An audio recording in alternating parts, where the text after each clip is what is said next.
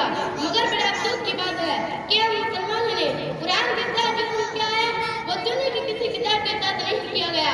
وہ قرآن جتنا مومن کے لیے نور بن کر آیا تھا، جو قبر کا چراغ تھا، جو کتابی ہدایت تھی، ہم نے اس پر چلنے کے بجائے فقط یہ ثواب اور مردے کی بخشش کی کتاب بنا دیا، جبکہ اس زندہ کی کتاب تھی، یہ ہدایت کی کتاب تھی، یہ دستور حیات تھا۔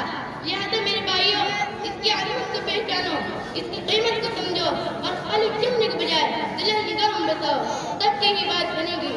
بہت آسان سودا ہے تمہارے واسطے برخیز، بہت آسان سودا ہے تمہارے واسطے برخیز، جو تیری زندگی قرآن پر قربان ہو جائے۔